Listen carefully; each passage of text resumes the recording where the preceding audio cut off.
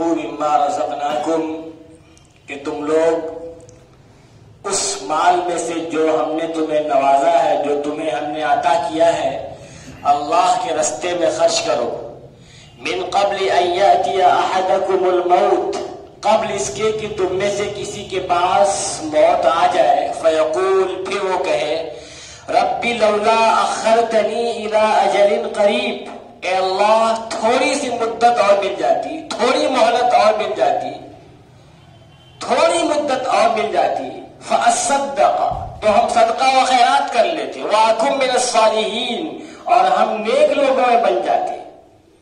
رب فرماتا ہے وَلَن يُؤَخِّرَ اللَّهُ نَفْسًا إِذَا جَاءَ أَجَلُهَا، جب کسی کی موت کا وقت آ جاتا ہے تو اسے ہرگز مہلت نہیں ملتی ہے. بالکل ایک لمحہ بھی، ایک سیکنڈ بھی اسے مہلت نہیں ملتی ہے جب بندے کا وقت آ جاتا ہے. اسی طرح دوسری جگہ تیسرے پارے کی بالکل اسٹارٹنگ میں اللہ تعالیٰ ارشاد فرماتا ہے یا ایھا الذین آمنوا انفقوا مما رزقناکم من قبل ان یأتی، اللہ فرماتا ہے کہ اے لوگوں خرچ کرو اپنے اس مال میں سے جو تمہیں ہم نے عطا فرمایا ہے. خرچ کرو اس سے پہلے کہ وہ دن آ جائے جس دن نہ کوئی دوستی کام آئے گی، نہ بیع و فروخت کام آئے گی، خرید و فروخت کام نہیں آئے گی، اور نہ کوئی سفارش چلے گی. ولا خلۃ ولا شفاعہ، کوئی دوستی کام نہیں آئے گی، کوئی دوست کام نہیں آئے گا، اور نہ کسی کی سفارش کام آئے گی. اس سے پہلے اپنے مال کو جو اللہ نے تمہیں عطا فرمایا ہے اللہ کے رستے میں خرچ کرو. عزیزان ملت اسلامیہ، اللہ تعالیٰ دوسری جگہ ارشاد فرماتا ہے ما عندکم ینفد وما عند اللہ باق، جو کچھ تمہارے پاس ہے وہ ختم ہو جائے گا، اور جو اللہ کے پاس ہے وہ باقی رہنے والا ہے. جو اللہ کے پاس ہے وہ کبھی ختم نہیں ہوگا، اور جو ہمارے پاس ہے وہ ختم ہو جائے گا. اس دنیا میں بہت سارے لوگ آئے جنہوں نے اپنی زندگی کی اہمیت کو سمجھا. اس دنیا میں کیوں آئے اس کی اہمیت کو سمجھا. عبداللہ ابن مبارک رحمۃ اللہ علیہ بہت بڑے محدث ہیں. ان کے بارے میں آتا ہے کہ ایک آدمی ان کے پاس آتا ہے اور آ کے عرض کرتا ہے حضرت میں مقروض ہوں، مجھ پہ قرض ہے. پوچھا کتنا؟ بولا 700 درہم کا قرضہ ہے. تو آپ نے اپنے منشی کو لکھ کے دے دیا خط میں کہ یہ بندہ جب جائے تو اس کو تم 7000 درہم دے دینا. تو منشی نے اس آدمی سے پوچھا کہ تمہارا پہ کتنا قرض ہے؟ اس نے بتایا کہ 700 درہم.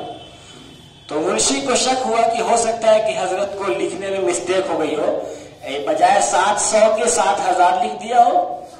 تو انہوں نے دوبارہ اس پہ لکھ کے بھیجا اس نے منشی نے کہ حضرت ایسا تو نہیں کہ کہیں آپ سے مسٹیک ہو گئی ہے، یہ تو مقروض 700 درہم کا ہے، آپ نے 7000 درہم لکھا اس پہ. تو آپ نے لکھا کہ جیسے ہی تم کو دوبارہ میرا خط ملے تم اس کو بجائے 7000 کے 14000 دو. تو اب وہ اور محوے ہے کہ پہلے تو 7000 کی بات تھی، اب 14000 کی بات ہو گئی. تو اس نے لکھا کہ حضرت اس طرح اگر آپ اپنا مال لٹانے لگے تب تو پھر آپ کا مال ختم ہو جائے گا، پھر کیا بچے گا؟ تو عبداللہ ابن مبارک رحمۃ اللہ علیہ نے فرمایا کہ سنو، اگر تم سے میں جو کہہ رہا ہوں وہ کام کرو، ورنہ تم میری جگہ پہ آ کے بیٹھ جاؤ.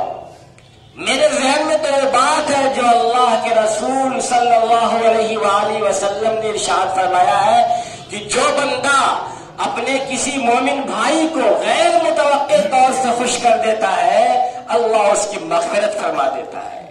تو جب میں نے اس کو 7000 دیا، اس کو امید تھی کہ 700 دیں گے، اچانک جب اس کو اتنی بڑی رقم ملتی اور یہ خوش ہو جاتا تو اللہ مجھے معاف فرما دیتا، اللہ کے یہاں ذخیرہ آخرت بنتا. لیکن جب اس کو 7000 معلوم ہو گیا تو پھر میں نے 14000 لکھا تھی، اس لیے کہ 14000 سے معلوم نہیں تھا. جب اچانک اتنی بڑی رقم ملتی تو وہ خوش ہو جاتا.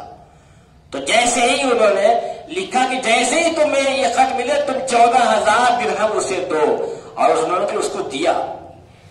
تو اللہ کے بندوں نے ہمیشہ اپنی آخرت کو مقدم رکھا ہے.